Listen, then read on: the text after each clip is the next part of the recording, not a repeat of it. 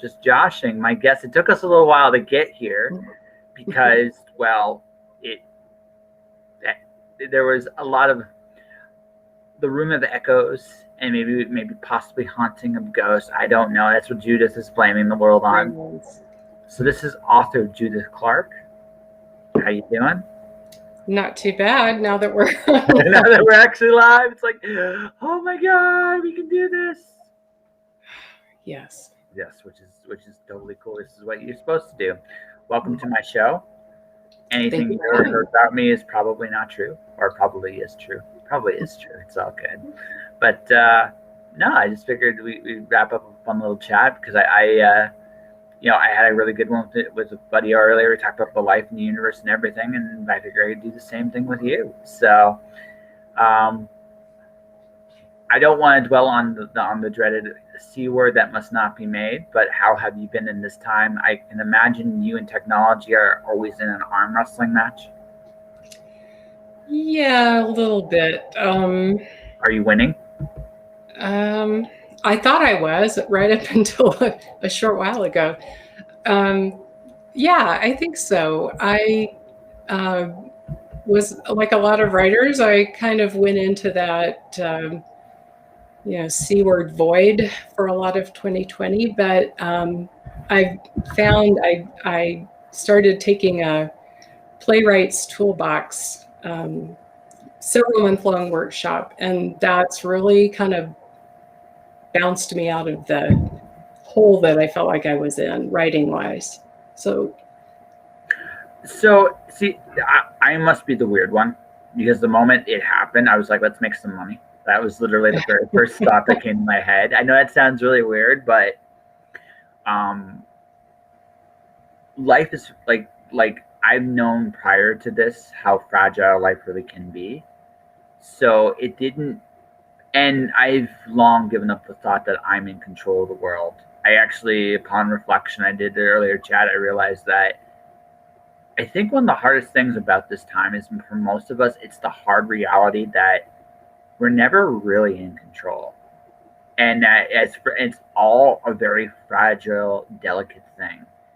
And because it is such a fragile, delicate thing, things we assume, like those instincts where we gravitate toward to, like safety and control, they're coping mechanisms more than anything that's actually real. Does that make sense? Yeah, I think so.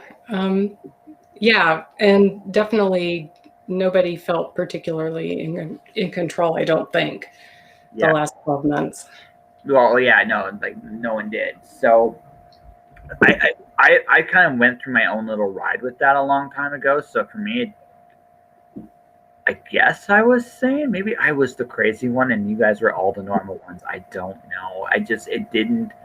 I released 2 books. I started drawing. I did freelancing for almost a year now, which has been kind of a fun little ride. Learned a lot. So without getting the C word who must not be named, what was the biggest thing you learned about yourself in this time? Oh, God. I don't ask the easy questions, so, you know. No. That is a really hard question to answer. I think I was surprised that I actually enjoyed this time in some ways because I was one of the lucky ones, so I could work at home, and I'm an introvert. So in some respects, being told that I have to stay home and, read books and work from my house and cook, it didn't feel that bad. So, and then I felt a little guilty about that because a lot of people weren't in a good situation. So, but that's not your fault. Like, yeah. Look, I mean, so this is my situation. I house sat for essentially a year. I got the luxury of the fact that I didn't have to worry about anything and I haven't had to worry about anything for about a year now. That's about to change. somewhat by volition, but also, I mean, it's inevitable. I have to move forward and go forward and grow and change. And the only way you're going to do that is to get out in the world and find yourself in it somehow, some way. I had it easy compared to a lot of people. Now, that all said, when I did go do temp work, I was a quote unquote essential worker, right? That strangely Orwellian thing we're doing right now. But that all said, my circumstances were my circumstances. I was fortunate. I don't feel guilty for being fortunate, though. I feel like I'm one of those people that kind of think that things do happen for a reason, and for whatever reason, whatever you did, whatever you worked at, you were in a good place for a good reason. Maybe you worked your ass off prior to this point to get yourself into that good position. Maybe just the way, again, just the decisions you made. Maybe just the way the life just had you in the position at the moment. You were just in a good spot. That's not a bad thing. I mean, you can do good in those spots, right?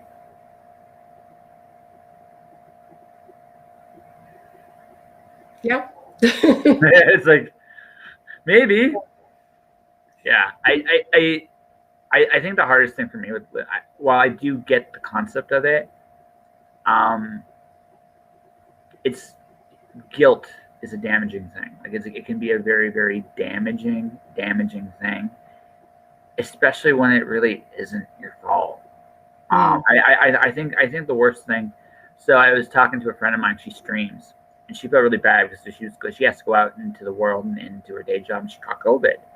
And she was really worried about giving it to everybody else. But it's not her fault. That's just the way the circumstances worked out. And I know I'm making it sound really easy.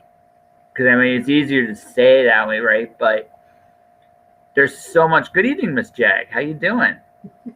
Right? This is Jag Tress. Jag, this is Judith Clark. Judith Clark is awesome. Right? I'm trying to talk her out of not feeling quite so guilty about the fact that she had good things happen to her in this time. I don't know if I don't know if I succeeded or not, but at least I put a half smile on her face, so maybe it might have worked a little bit, and I'm hoping so. But I'm just saying, like, there are so many like all we can do is really react with the circumstances we have. And I think the worst thing we can do is feel guilty that we are in a good place from other people. Even before this happened, yeah, exactly. We got to take the good with the bad.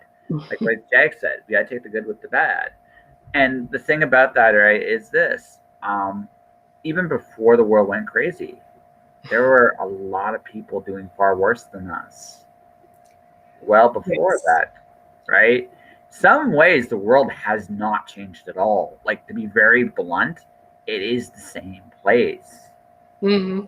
Yeah. And like, listen to Jag. You shouldn't feel bad about getting somewhere and being in a good spot. You've done work to keep pushing forward. I'm going to echo that sentiment. Yes. You were in a good position. Great. Good for you. And did you do good in this time? Actually, that's a good follow-up question. I tried very hard to, but But isn't that all anyone can ask, though? I mean, all we can do at the end of the day, all we can do. Look, we all look at the world the way we look at the world, right? Yes. Right, wrong, and different. We all have our own viewpoints and our own biases and our own, like, being objective is a very hard thing in this time. But based on the information you had, you did the best you could, right? Yeah, well, I tried. So. But that's a great thing. I think one of Martin Luther King Jr. actually said something about that. Like, the whole thing is, it's about trying. We don't and especially we're in the rejection business. We write, right? I mean, we're gonna get a world of no's all the time. Hey, my book is amazing. No, I can't publish that. Hey, that story is phenomenal. No, I can't publish. Like, we are constantly in the rejection that, like, it never works perfectly for any of us, right? right? No. But you did your best. Did you everything you knew how to do? Did you do the right thing based on what you know or what you believe? That's the goal. Yeah, that's right. And as Jack said, because in terms of taking the easy road and feeling bad or upset like everyone else, it's easy to it's really easy in a downtime. And again, I speaking on my own, I was very fortunate. I was able for this year, I was able to experiment and grow in ways that I needed to grow. My circumstances dictated I could do that. That all said, I still try. I helped. I encouraged. One of the things I did, and I think Jag got one. I don't know if she did. If she didn't, I'll have to amend this. I would randomly go to people and go, I appreciate them for some random thing. That is a good book. The Road Not Taken by Robert Frost is an amazing book. It really is. But I would go around people that I appreciate them because it's a small thing, but in a very cruel. Like one thing I will say, the world is crueler. So kindness goes a lot farther right now, right? It's not a big thing, but I'd like to think I made the world by and large a better place just being kind. Yeah, I do that. I do. It's who I am, right? So I don't know if this helps with your conscience, and we'll move past this because I don't. I think that okay, this is kind of awkward, but don't feel guilty for your circumstances. Did you do the best you could, given what you had? And if the answer is yes, that's all you can do, and trust that it's enough, right? Yeah. It's not your battle. This isn't all your battle. This is like, who are you in this time? What can you do? And go forward with that, because that's the weight. That's all the weight you need to carry. The rest of this is not. What the fuck? Yeah. Right. I mean, that's how. Right. That's that's it. Right. That's it. And that's all we can do. And that's all we should do. Yes. And yeah, that's all you can do is the best you can do.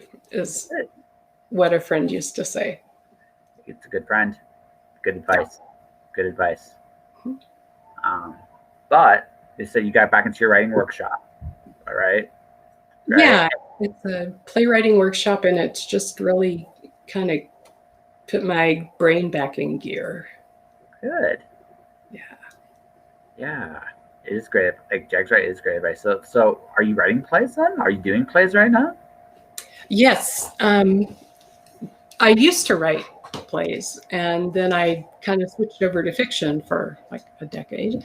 But I missed playwriting, and so I saw this workshop. I'd been wanting to get back into it, and I always work better with a goal or a deadline or something.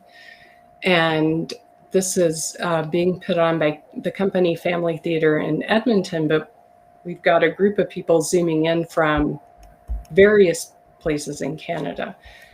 And we're all working on a play for a young audience. So what they used to would call children's theater, but it's nowadays we say for young audiences. So I'm working on a play for a young audience, and everyone in the group is doing the same. And we're meeting once a week for around 4 months, for those of us that are doing the whole thing. And it's been amazing. There's some amazing people, both doing the instruction and also just participating. So what's been your favorite part of it? Just recreating it, just writing a play, or just putting the production together, and however you guys are putting the production together right now? Like what's been your favorite part of this whole process? Well, right now we're all just writing the play. We will be doing scene readings for some local schools. Zoom, obviously, but so we're going to be reading scenes and sort of seeing how the kids take it, if they, I guess, get some feedback from them and, whatever. I think everybody goes in with a little different idea of what they want. If the kids are all projectile vomiting, you need to do some work. But unless that was the goal. Actually, I was going to ask, like, what was the emotional? Like, what's the emotion? You're trying to make them laugh, cry, have a good time.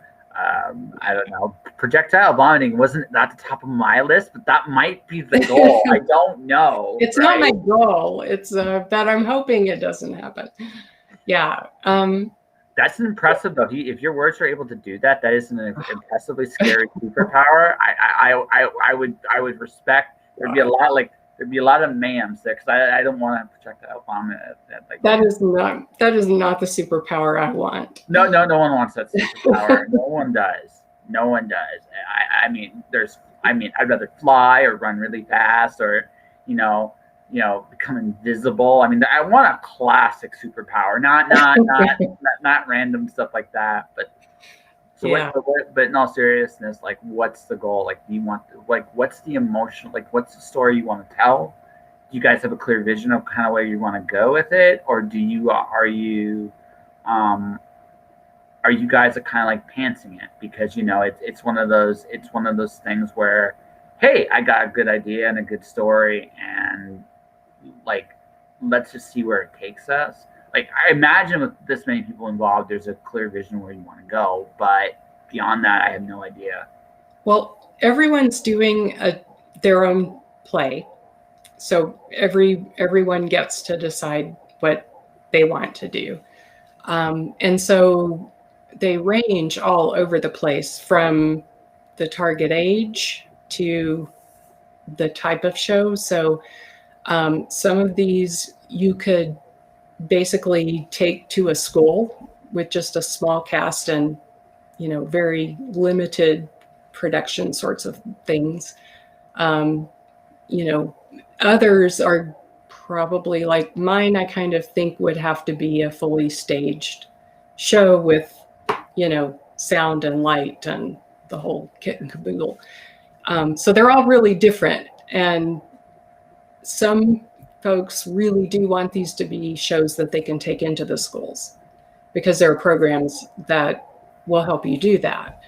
And I'm not really thinking about mine that way. I'm thinking more, I'd really love for a theater to pick it up and do it, but we'll see. Who knows? There's a lot of a goal. This isn't going to last forever. I even think there's going to be some paradigm shifts with this year. I don't know if we're going to get all the way out, but I do think we're going to turn a corner at some point. And when we do, it will gradually get better. But so like, you want to play like do you want to be like in like Stratford here in Canada? Do you want to go to Broadway? And you might think of me being big and laudable is silly, but I have this really weird tendency to kind of look at it like this. Why not? Why not why not have the hope that, yeah, Stratford's great. Like, I actually I once upon a time I lived in London, Ontario, but I also lived in Park Hill, Ontario, and a few places out there. Stratford literally is one of the coolest theaters it probably is the coolest theater in Canada, to be perfectly honest. Right, but it's a cool place that a lot of people do perform at. Some really great people have come from. Yeah, so she's been there for drama. So, but going back to what I was saying, I never think small with my work, because I don't want to limit the possibility. Like, I'm content if I write a book and only one person reads it, and after I've done everything I can, okay. I'm a little sad only one person reads it, but I did everything I knew how to do, right? I gave myself the possibility for big stuff. That again, this might be me. I might be crazy, right? But but again, we've established I'm not exactly what we run the mill. But why not just shoot for the moon? Hell, fuck it. You never know. You might be to have the next great play that shows up in Broadway or that, right? Just like, and it's possible. Yeah, my shoot for the moon would be for Alberta Theatre Projects to pick up my show for their Christmas play. That would be my ultimate. Okay. I like that. It's a clearly defined goal, and I think you're right. That that's a clearly defined goal. I mean, that's something you'd want. That's something you'd hope for, and I hope you get it. I mean, why? Like it. Hey, I mean, Yeah. why not? Yeah. Right? I said we're in the rejection business. I mean, no is a part of life, but you know what? That's cool. And every now and then you get a yes. So yeah. But and not only that, no helps you. It's a filtering process. Like no is like I don't know. As I got older / wiser, we'll figure that out now at some point. Actually, why don't we answer Jack's question before I ramble on? That's weirdly specific. Is there something about Christmas that drives you to this? Yeah, kind of. So I've been going to shows at ATP for like 2 decades, I guess, at least. And they typically, nowadays anyway, I don't remember if they did this for the last 20 years, but definitely for quite a while, they've had a show at Christmas that's intended for younger audiences, but it's always a show that adults can sit through, right? And that's when they make a lot of the revenue for the rest of the year too. So it's a time when there's a show, you're going to see tons of people coming out. They're going to bring, the kids, the nieces, the nephews. You get these big family groups. But it's also the kind of show that like I can go to just myself with a friend or a spouse or whatever, and I'm going to enjoy it too. And very often there's, like a heartwarming sort of element, not always but they've done The Lion, the Witch, the Wardrobe. They did Peter Pan. They did, I think, oh gosh, what else? I'm drawing a blank, but there's always a special Christmas show. So it's not the element of it specifically being Christmas. It's the holiday, the crowd, and it's the fact that it's the largest potential audience to see your stuff. Exactly. And oftentimes ATP is often doing a show that is done elsewhere, but occasionally they will premiere shows that then are picked up. Over the years that's happened. And so if you really want to dream big, then you say, I'd like for them to do my show, and then I'd like for all these other theaters in Canada to go, hot damn, that was a good show, we're going to put that on. So why not? Right? Like I look at it like, why not you? And it sounds like, without going into too much details about your play, it's something you're very passionate about. Like I can tell, like there's like a twinkle in your eye when you talk about it, and it's good. No, you want that. I mean, who doesn't? Look, if I'm not excited about my stuff, you're not gonna be. I want you to be I want you to be happy about the stuff you're doing, right? Because that means I might be happy too. That's what I want. But you did mention something that I was really wanted to grab with, which is this. You're talking about see me when I was a kid, I grew up under the sophistication that was Dr. Seuss and Bugs Bunny. And the reason I bring this up is because both of those deal with some very adult themes under the guise of young adult or children's stories. Right. And something tells me that maybe, just maybe, oh, here we go. All right, that you probably yourself, like, if not influenced by those particular shows or stories like them. Am I right? Wrong? You mean Dr. Seuss or? Well, stuff like Dr. Seuss, Bugs Bunny, any like you, because you're talking about doing like children's stuff, like you mentioned Narnia too. Anything that felt like was designed for children, but something that adults can enjoy. And the reason I mentioned the other two is because they don't shy from those bigger, like adults look at Dr. Seuss or Bugs Bunny or Narnia or Harry Potter or any of these things differently than kids do, right? Because there's a lot more like meta narrative for adults as well. It's like there are jokes that kids get, and then there's like the real jokes that adults are like, I see, I understand, right? Yeah. Right.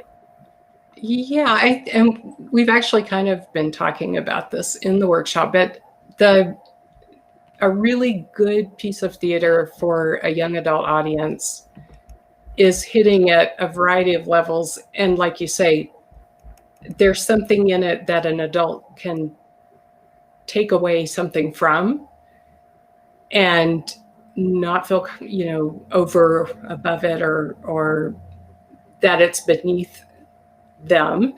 And at the same time, a child is getting something from it too. And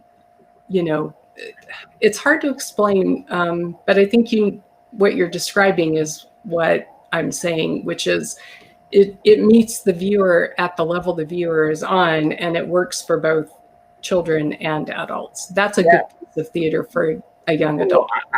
I think those are the best kids stories in general, to be perfectly honest with you. Okay, I grew up with the Disney afternoon. I love me some DuckTales and I love me some Darkwing Duck. But I mean, this is how I'm mature. I can tell you can say I'm very mature. But the thing about that is, right? The thing about those shows is they are meant for their several different. Yeah, Wally's another great example. It's not my era, so I'm not cool enough to mention Wally. But there's a lot of shows that would do this. And a lot of shows I'm talking about did it first because they recognize children's stories should challenge children to grow, not just in terms of the concept, but the themes. And I think dealing with very adult things in small dosages are great for children's stories. And consequently, they give them a connection to adult themes because even though I tend to think adults are never completely leave childhood behind. I think actually the best of us keep a little piece of it. In my case, maybe in my case, maybe a little bit more than I should, but that's another digression there, right? But we all are children in some way seeking permission to play. I've never not seen that. So in that case, right, those kid stories, someone has adults yeah, I've been here before. There's a nostalgia trip to it to some degree as well. But those themes are still relevant because even as adults, right, some of the things we are exposed to as children, we're all big kids at heart, Jack. We are all totally big kids at heart, every single one of us, right? The content hits us differently because I've said this in other shows, human beings forget. That's not entirely a bad thing. We heal. But consequently, that also means we need constant reminders and reaffirmations of things that we hold on to. And I think, honestly, one of the best ways to do it is the children's story. Because the children's story, a good one, hits on all those levels. Yeah. Definitely. So what makes you a big kid? Because I know I saw how when I mentioned that, I just saw you oh, definitely. It's okay, I got to know. What were you what was your thing when you were a kid that you kind of still a bit nostalgic about even now?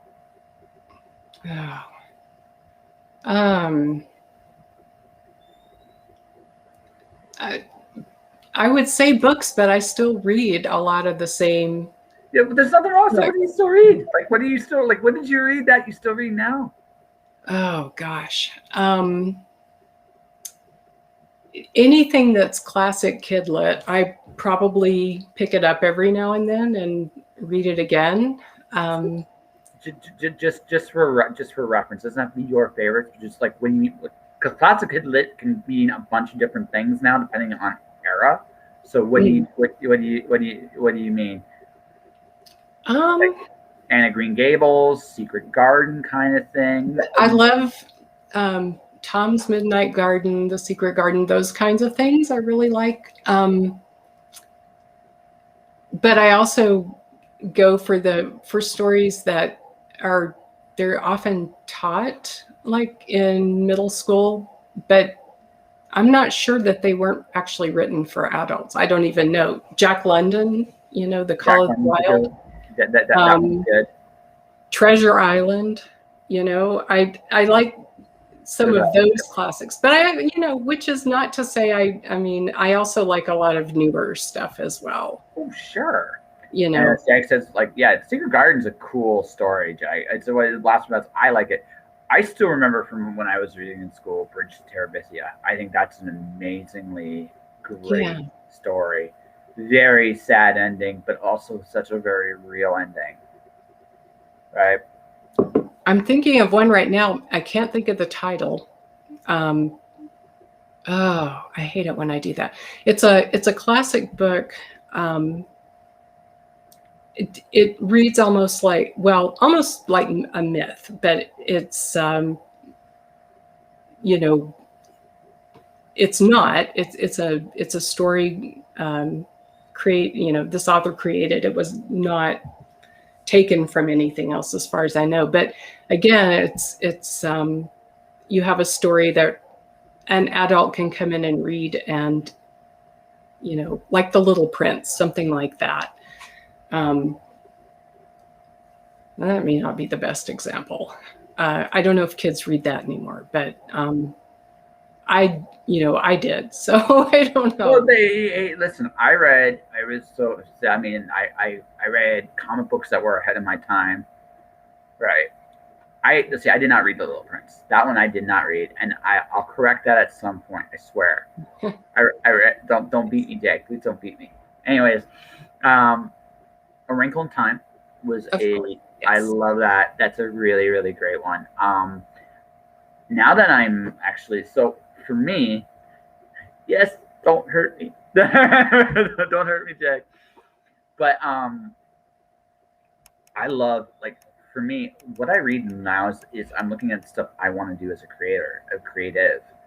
So for me, the formats I really enjoy today are the Japanese light novel, because that's their kids stuff, right? That's their kids middle teen kind of stuff. But I love them because they're short and sweet, and I love how they combine different mediums to create this amazing story. So I love that stuff. I love young adult stuff. I like Sarah Moss. I really think she's amazing. I love what she's doing. Victoria Aveyard's really, really fun. Veronica Ross, really, really fun. I enjoy, so that's dystopian kind of stuff. Some classic fantasy, some dystopia there. I also love Leah Bardego. She does incredible stuff. Fonda Lee's mech series, there's just, I like that stuff because I think the thing I really, really enjoy with the young adult stuff, there's a simplicity to it, and I don't want to say ease. That's not what I mean. They take very complex concepts and they simplify it to tell it to a younger audience. I really like that because that usually means that on some level, whatever the issues we're talking about, there implies a deeper understanding. Because in order to simplify something, you really have to understand the concept you're talking about. And I think where adult fiction could learn from young adult fiction is a little more of that simplicity. Yeah, you want complex characters, right? Where I want my adult stuff to be amazing is the characters, right? But the story, simplifying the themes, the issues, I think young adult does it right now better than anything else. I could be wrong, but that's my opinion. Have you read any Neil Schusterman? I've heard the name. I know that I've seen his books. I have not read any of them yet. Yes. He does a really good job of extrapolating what could happen in a near future world if, his Unwind, I think it's Unwind, not Unwound, Unwind,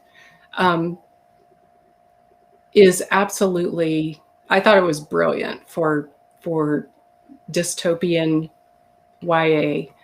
I don't think it got as much attention as it should have, but that's a good one. If you like dystopia, that's a good one to go to. I don't say I like dystopia, but I just like how young adult does certain concepts and themes. I do like dystopia. I'd be lying. I grew up. Fahrenheit 451 is my favorite book of all time because it's the only book that was able to scare me. It's the only one that's able to do it. Horror, no problem. In a world where people are watching giant TVs and not reading, that's frightening because of what it is and what that actually represents. And right now, I'm actually writing a little homage to that book right now. I call it Lights Out. And because I look at what's going on now, we are kind of in a weird Tower of Babel. Like, because we are literally connected to a giant light bulb if you really sit there and think about it, right? This computer, that the ghost machine you were fighting earlier. I mean, it's a wondrous thing. We're having a conversation, and hopefully, I've made you feel better about some things. I'm hoping, and I'm glad I had this chat with you.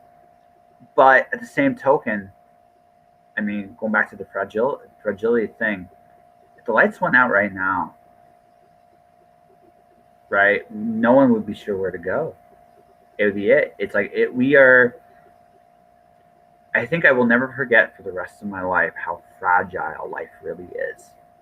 And I don't mean that in a negative way. It's just, it's so easy to take for granted just how simply, like literally, a light switch can change everything. That's an amazing, I think, yeah, it's just something I'm never going to take for granted again, if that makes sense. Yeah. One good EMP and we're back at the Stone Age, essentially. So yeah, essentially just, and then then that meme I see on Facebook where, hey, 2020 was a weird year going into the wilderness fighting whatever weird shit we're fighting is. Yeah, it's like, no, it's no longer a meme anymore. It's just a strange little reality. But yeah. So, how far along are you in the play? I have most of it in my head. I've got, I think, 2 or 3 scenes down. I reworked scene 1 today. That was my day. So, yeah, it plays for young adult or for young audiences are typically shorter. So I'm not thinking it's going to be, well, guesstimating here. It's not going to be a full-length play. So I think what I've got done is a pretty good percentage, I'm hoping, of the total. So you gonna do more plays from here on in? I don't know. I mean, you never know. I know that before I write another play, I'd like to get back in and try another novel. Yeah. Once this play's all wrapped up. But we'll see what grabs me. So I mean, you mentioned plays here. I'm just kind of wondering from a dialogue standpoint, like just is dialogue easier now? Because you put a lot more practice into it with the play. So now when you're going back into your novel, is it an easier tool for you to pull out of your toolbox? I think everything helps everything else. You know, if you write prose, you're learning a lot about flow and interaction, I think. If you write plays, you're coming at maybe even some of the same type of content from a different direction. Mm-hmm. What I have found is whatever I write feeds into whatever else I'm going to write somehow. And I think it's, if somebody was looking for a way to maybe up their game a little bit, I think trying different styles of writing, different types of writing, even if you end up saying, I really hated writing that play, I never want to write another play, you will learn something. Something will come from that, I think. I would even go so far as to say that doesn't just apply to just different writing styles. That also just applies to art in general. Like, so I've been drawing. I don't know if you've watched any of the things I've posted up on the All Powerful Facebook. I've been drawing a lot more, and I have found it's made my writing better. Mm-hmm. Right? I found it's made my writing better because I'm now. So the challenge now I have is it's like, okay, I now know more ways of telling a story. Now I'm not going to say I'm necessarily good at telling it all the different ways, but I see the tools and I have more access to different languages to tell a story. So now I almost have to relearn to get out of my own head and ask myself, okay, what's the story I'm trying to tell here? Right. Yeah. Do you have, like, because you do those so many different things yourself? Do you find that that's an issue with you as well?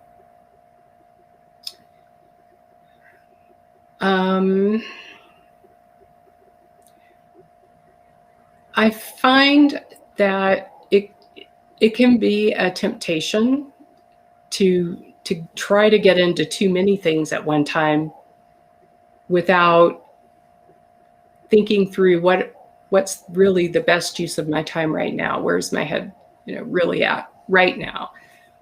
I would, right now I want to write a book and a play at the same time, and realistically, I can't do both. So No, I got you.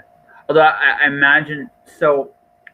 So for me, so this is what I do. This might be crazy because then again, like I said, I'm not the same one here. So let's go with it. I always have a couple projects on the go because what I find is sometimes the flow will end on one, and so to find it, I go and do something else. I may not like have the same deadline for the second project. Like what I'll do is just like, okay, I'll work on this for a little bit, kind of let the muscle relax and like almost like build like recharge, and then suddenly I'll come up with some ideas and be like, okay, I'm a genius. I figured this solution out, and I go back to work, right? So, so you don't even do that. Like it's just very much like I got one. I'm gonna knock this one out of the park. Or do you play at all? I have multiple projects ongoing in my Scrivener software right now.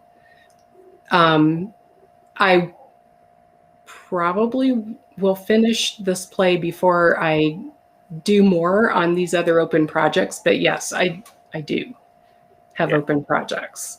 Okay. Some of them have been open a long time, but sooner or later, Sooner or later. Yeah, and that's okay. Yeah. It's not always a race. Yeah, Scrivener is amazing. It's a toy. I'm a little mad because my Scrivener, when I bought it, I loved it.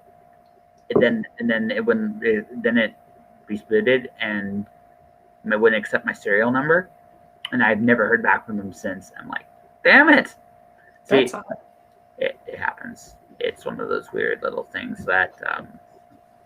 So I went back to open the office in defeat and was like, yeah, it's like, it's. Oh, do they? Because man, this has been about 3 years. That Jag, it's been like 3 years. Yeah, it drove me nuts. I had it rebooted and just like WPS. I don't know what WPS stands for. So you have to tell me there. Yeah. Okay. Cool. Yeah, that'd be cool. So see, I learned something new. Yeah. See, now every ghost on some machines. Well, honestly, with our earlier issue of us actually having, computer issues and bugs, like it goes to show you, like no matter what, it'll never work perfectly. We'll always have these wonderful and weird little problems throughout. Yes. Right. But I enjoy the fact that the world is not perfect. I think if the world was perfect, I think I'd want to be somewhere else. I don't think we'll go for it. You will never have that problem. Yeah, exactly. Yeah, it's just I sincerely hope not. Right? It's just one of those things. Like I love the fact that all things change. But so for those people wondering, how many novels have you done? What do you do? So people can get a bit of an idea what that's like. And and then we'll talk a little bit about like what you're hoping to achieve now, because you are a different person than when this all started. So Yeah. I've written one novel that was published, my YA novel. I've written several crappy novels that will never see the light of day.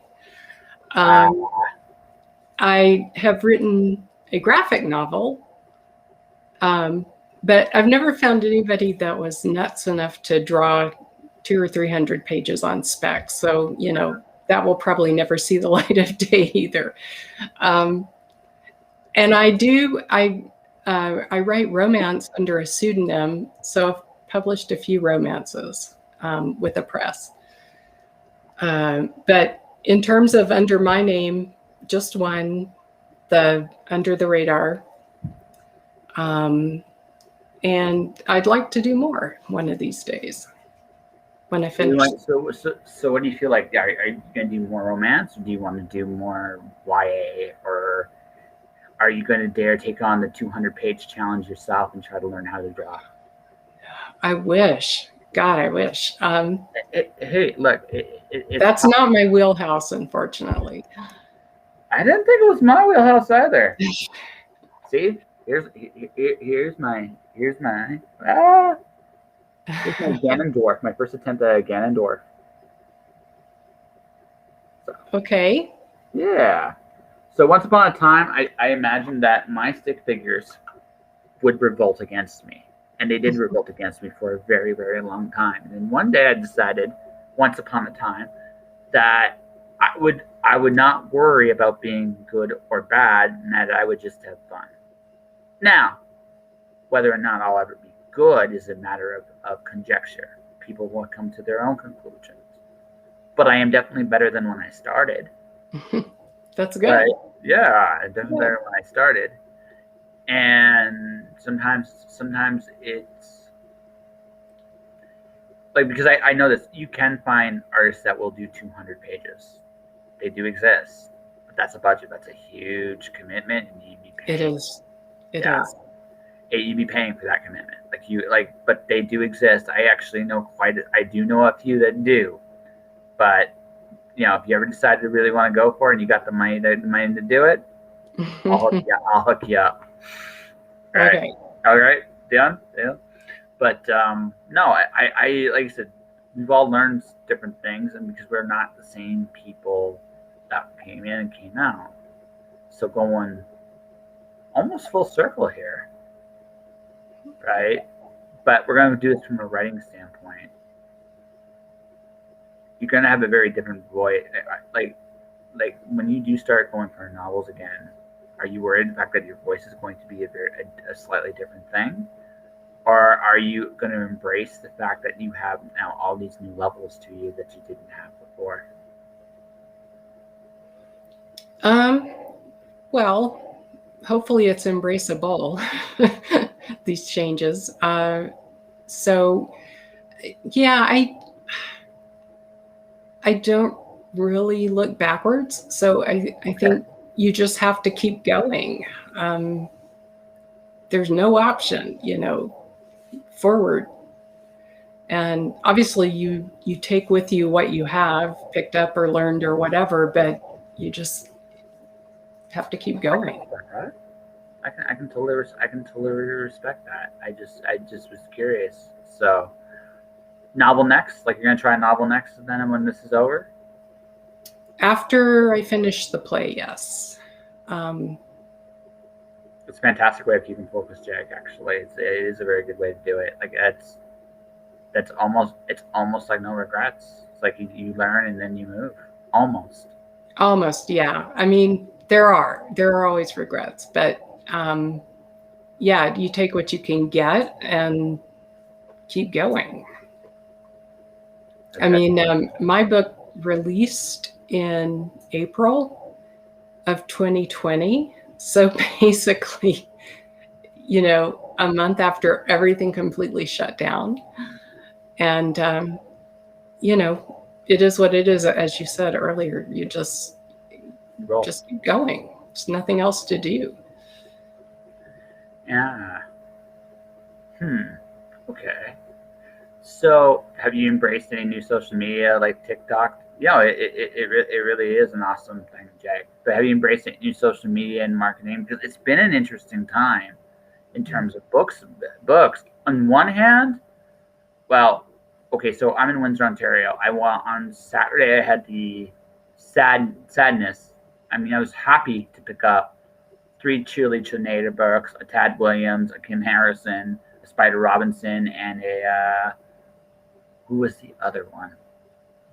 A lot of books anyway for like $20 because this books the used bookstore is about to go out of business, and it's sad. Yeah, It's sad because, well, the thing is, the bookstore is a very I'm a big Spider Robinson fan, especially after I met him.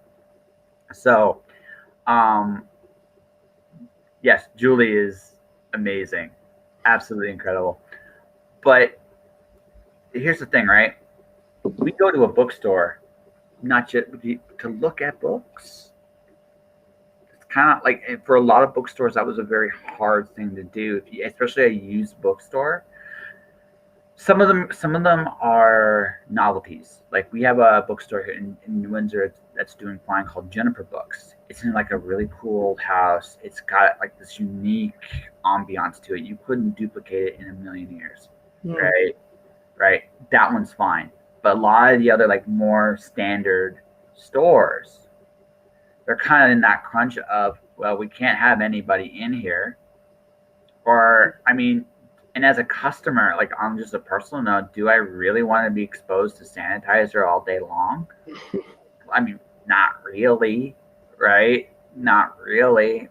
Whatever I may think about I mean, we are in this we are still in the insanity phase of this, in the sense of we're again probably overcautious, but at the same token, right, that means that a bookstore, a traditional bookstore now, is lost its big advantage. You go for the tactile. I go to a Chapters to sit down and look at a big giant Brandon Sanderson book that's could seriously be a brick, right, and go right, all right, right, and then I go to see these like wondrous things I can pick up there. Like they're right there. They're convenient and they're wonderful and they're treasures. So on one hand, that's gone. On the other hand, I published 2 books, did some marketing. I did some good stuff in Canada, right, with both of them, and I learned from it. And now I'm like, okay, now how can I take what I learned from Amazon and spread it out and slowly take over the world? Because it's possible. Because right now, people are looking for things to do, things to read. In one very real sense, there's never been a better time to write. It's a weird balance in that the traditional ways we did things are gone, but what's left is in high demand.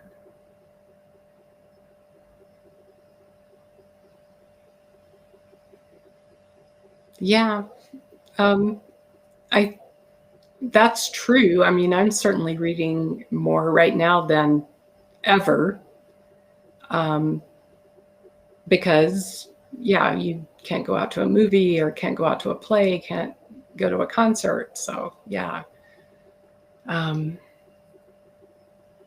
I think other media forms are having or had a pretty good year too.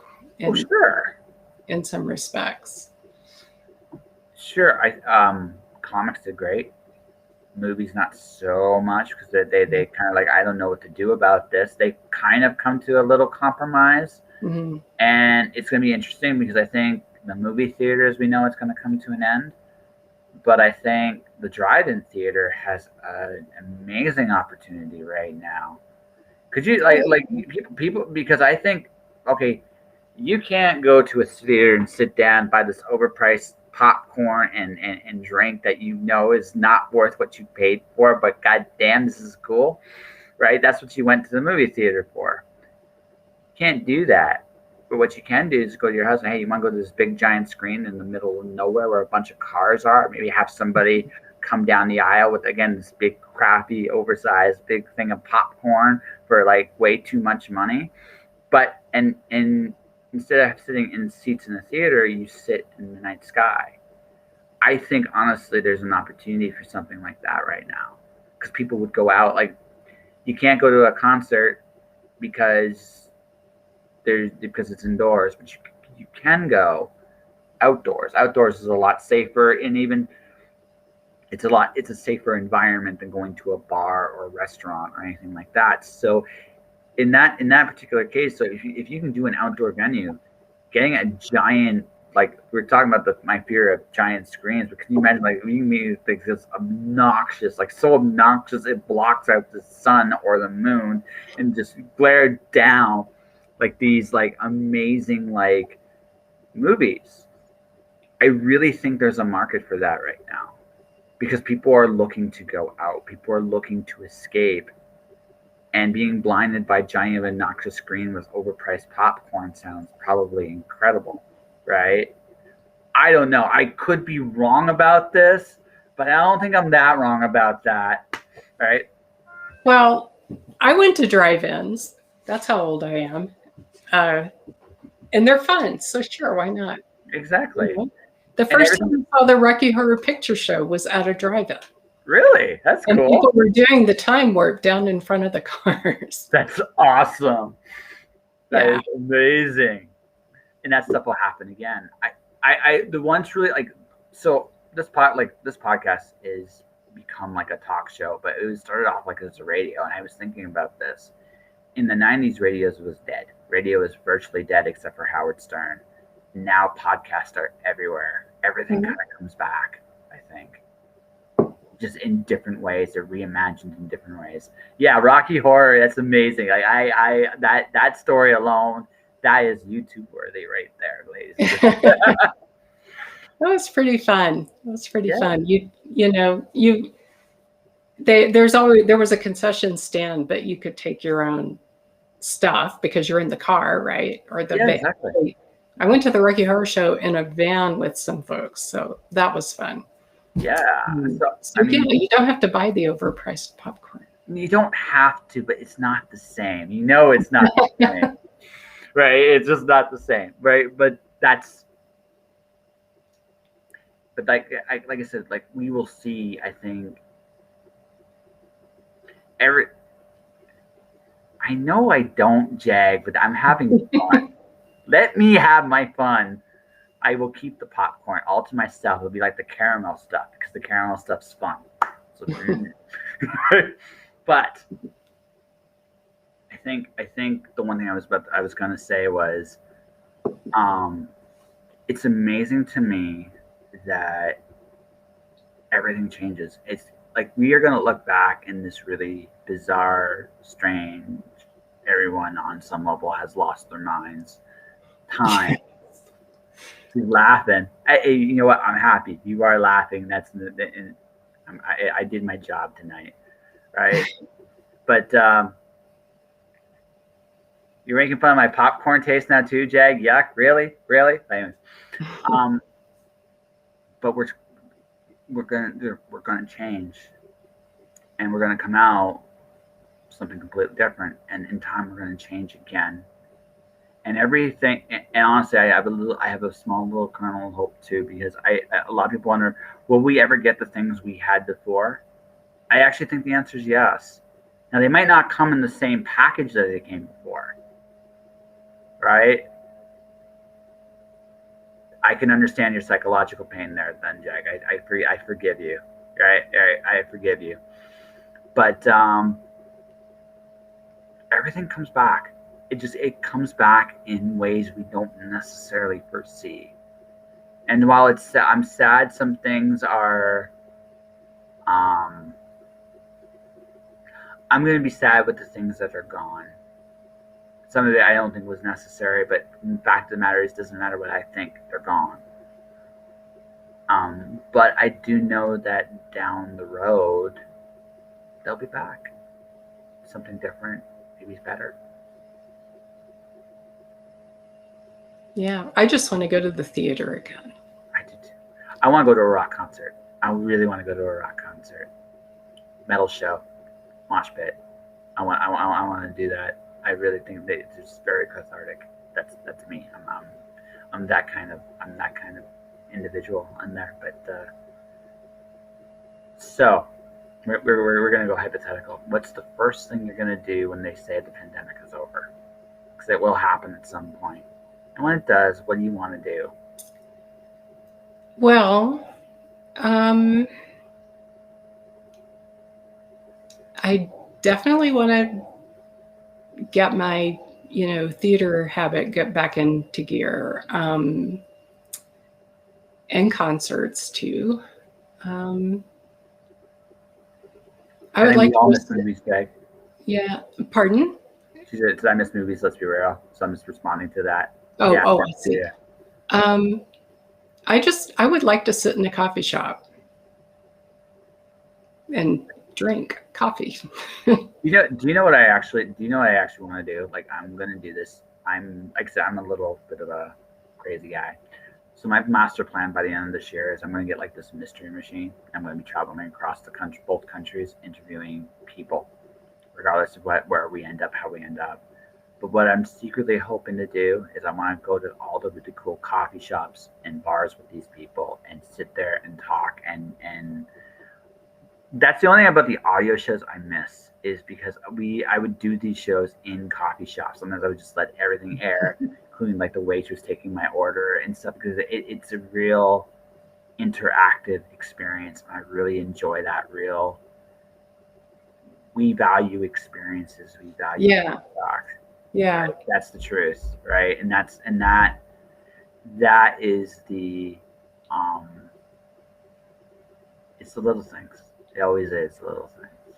So I think you've been a very good sport.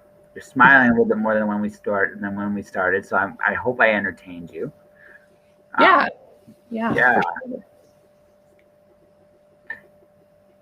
Yeah, like I said, I'm going to reiterate one thing. Doing the best you could. That's good enough. Don't beat yourself up too much. Good luck with your play. Thank you. I'm going to go watch it sometime. Let me know when it's out. I'll go watch it real quick. If it does come out, I'll send you a free ticket. But yes, done. I'm going to hold you to that. Don't hold your breath. But yeah. I want to hold my breath out. I'll just pass. Not good. I'm silly, but no. I mean, you never know, right? Think big, right? And even if you finish the play, hell, I'd happily read it. If it never sees the light of day, I'd happily read it, right? Sometimes plays can be enjoyed, so there's that. That's good. Yeah. Young adult or romance? Like, what would you want your next book ideally to be? Would you want to do more young adult stuff, or would you want to do more romance? Young adult, I think. Yeah. I mean, I'm hoping I can do both at the same time. But sure. If I had to pick one, I'd, go for the young adult. I'm going to ask two very hard questions. They're not going to be the same evil one I started with. It's just hard ones. What's your favorite kids book all time? You like the classic stuff. If you had to define, because I get that. You see, I'm doing this for a reason. Because I have a theory. This is thing. Most of us, there's a book that makes us all want to do this, tell stories ourselves. I get the feeling that your favorite is probably that book. So that's why I'm curious. If I had to choose one book that I think made me really want to do this, I would say it's The Outsiders by Sc Hinton. Okay. Why? What was it? What was it about it?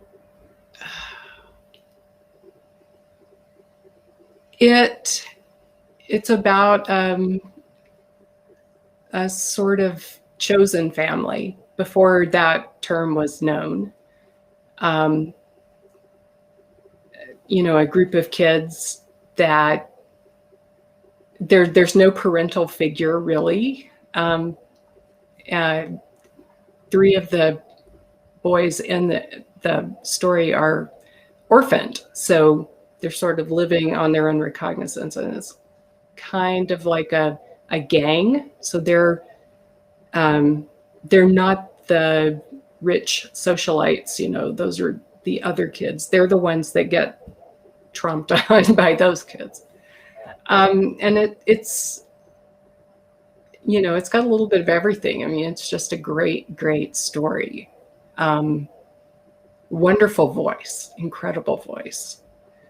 So yeah, that is the kind of story where you read it, and if you like to write at all, you want to write something that good. Okay, that's as good as it is. Do you want to know mine? Since I told you yours. Yeah. Martian Chronicles. The Martian Chronicles? Yeah. Yeah. Ray Bradbury. I am a Bradbury guy. Asimov was a close second. I loved the short story Nightfall. It's brilliant. But if I had to pick one book that kind of made it kind of just magic by telling great stories, it's Bradbury's Martian Chronicles. He's known for both Fahrenheit and Martian, but Martian is really a really amazing book. It's got so many cool. There Will Come Soft Rains. I still remember. That's a beautiful one. Another one that's really good. I can't remember the name of the story. It's about a guy that plants trees on Mars. It was such a simply, elegantly beautiful story, and it's just like, wow, very cool. Like, his imagination was incredible. He had the right combination of imagination and heart, and I don't know if I got the heart part down, but I definitely have the imagination, so I'm working with the other part.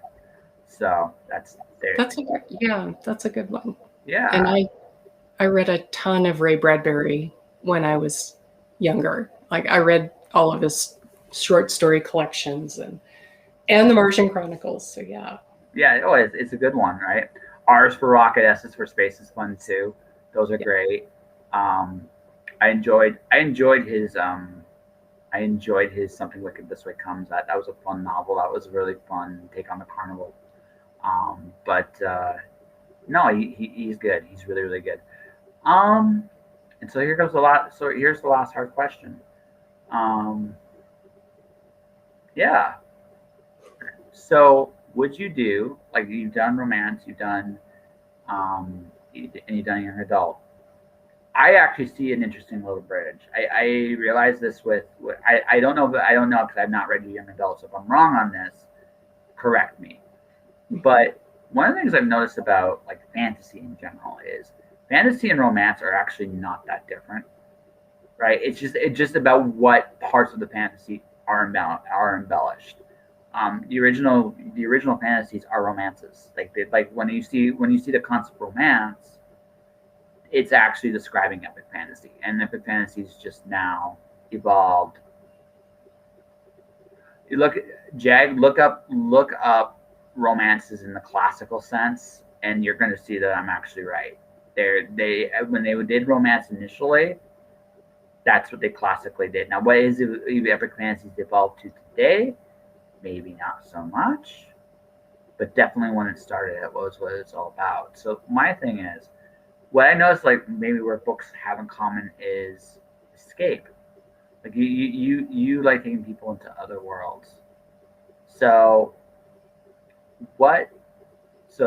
are you like me, that you just enjoy taking people on these wild rides in these different worlds, whether adult or kid, or is there just how do I put this? Is it all about the exploration of imagination for you, or is it about the exploration of discovery? And I realize that maybe romance is the wrong thing, but I often find, like, when I'm doing stuff that requires high levels of imagination, going to different worlds, different places, for me, the joy of writing it is turning the page and discovering something brand new, right? And going into a new world and a new place. And again, most people, when they look at romance, don't necessarily see it quite that way. But there is again a fantasy element to romance. So that's kind of why I bring up the question. Yeah. I think. And if I'm completely off base, completely shut me down. It's all good. No. I'm trying to. I don't want to sound like a cliche, but really, I think every book is a discovery in a way, if which that is a cliche, I guess. But yeah, I mean, you have to be finding out things and figuring out things, or it's just a writing exercise, you know. So I'm not sure what my answer to your question is. Maybe yes. But you know, it's all good. No, it's all good. It's just something again, for me, like, I always look for connections to things, right? Because I figure whatever you choose to write, whatever you choose to do, it's a reflection of, even if it's not even in the most superfluous ways, there are things that you care about, things that you admire. And honestly, I've said this with other guests. I mean, I don't think romance in particular, as we know it today, gets the respect it deserves, right? It is an art form to do those stories very well. So it's one of those things where it's just I asked this just mostly out of respect, because it's just, honestly, I do think it's a very it doesn't get the respect it deserves. Oh, yeah. I mean, anybody that writes romance will tell you that. Yeah. Oh, absolutely. Everybody will. And honestly, it's an art form. It really is. You're still telling a story, and hence that's the connection I was looking at. It's like, it's all, and in one way or another, it's still a fantasy. A fun one, but it's a fantasy nonetheless, right? So, yeah. Yeah. I mean, everything is. Yeah. Yes. Yeah. But I think, Miss Judith, I think we have an interview. What do you think? Yeah, I think so. Did you have fun? Yeah, I did. Thank you. Yeah. Glad to have you. So, did you released something in April 2020? Was that your last release? Yes. I can actually. Yeah, absolutely. Make it go on there. Yeah. There you go. Yeah. Oh, okay. Yeah, I remember. Okay, okay, that was the book. Okay, that was what I remembered. Yeah, Alyssa recommended me to you, and it's like, you know what, I could only get one book, and unfortunately, the person I picked, like, that was entirely my wheelhouse. It's like, okay, that's my wheelhouse, but it's like I had to have you come on the show. So, for those people listening, watching, what's your story about? You want to show the book again, you can, but yeah, you know. It's a young adult novel. It's a young, gay Alberta farm boy coming of age story. He has lots of good adventures. So I'm really terrible at blurbs. It's okay. But yeah, it's a coming of age story. It's a Alberta teenager on a farm in a small town. Yeah. Very cool. Very cool. Is it like a one and done, or is there more to the story, or is it just like? It's currently a one and done. There's room for maybe more stories in around the family members. I haven't decided yet. But it sounds like you've told the story you wanted to tell with him anyway. Is that accurate? I think so. My play is also set in Alberta, and all my romances are set in Alberta. So I kind of have this thing about setting stories in Alberta. Oh, it's whereabouts you are. So, and that's not a bad thing. I mean, I'll tell you a really fun thing before we wrap up here. So my very first story I wrote way back when I was in 13, I kind of find it really weird, is I wrote about living in Calgary, Alberta, well before I ever thought of moving there. It's just kind of one of those things that just came into the subconscious. So it's just like, wow. Now, I completely based the scenery based on Ontario, not Alberta. I didn't know a damn thing about Alberta at the time. But yeah, I just like, no, we all bring pieces of where we are, where we're from, but no matter what. How can people find you? If people want to talk to you, get to know you, is there a website? Twitter is probably the best right now. I do have a website. oh my God. Is it JudithClarkAuthor.com? This is terrible. I can't remember my own website. Holy crap. I think it is, but Okay. Hold on. I'm, She is. She's really yeah, but really like, cool. I'm actually, I actually communicate with people on Twitter, I guess. So it's at, and then one more Judith C. So just all spelled out. That's me on Twitter. And that's probably the best place. But if you can find my website, I am there. I do have one. I'm gonna try to do something here really quick before we wrap up, and that's this. So I'm on Twitter right now, and I'm going to copy your webpage and put it in the chat right here. Oh, yeah. Okay. Thank you. Right, yes. Yeah. So what I'm doing is I'm putting There it is. I remember. Yeah. No, it's okay. Yeah. No, it's totally that's the no. I got you. I can do it because it's mine. But that is her website, ladies and gentlemen. You can definitely visit her.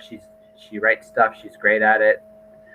Before I wrap up, I do kind of want to say something. I've quietly done this to just as a thing. This day happened to be International Women's Day, which is kind of was a shock to me when I woke up this morning because all these days seem to blur. But I made it a point today. Actually, in my writing career, I have been met and influenced by a lot of amazing women, including Jag there, who's actually in the chat. So Jag, you're awesome, you rock. But to every woman I've worked with, to people like my sister, my grandmother, to my friends, ex-girlfriends that I really, really love and admire, you're all amazing. You're all wonderful. Happy Women's Day. May the path forward be more respectful for who you are and what you can accomplish going forward. That will do it for this episode of Just Jottering. I forget if I have another stream. I've done 2 streams today, so I'll announce tomorrow if I have one. I know I have one for sure Wednesday. But for everybody else who's watching, if you want to support this podcast, hit the follow button on my Twitch, twitch.tv/JustJoshingPodcast. Beyond that, on YouTube as Josh Pantellaresco. My audio is available practically everywhere. Just look up Just Joshing. Stay inspired. Keep shining in the dark. And I'll see you guys next time. Have yourselves a great night. Thank you.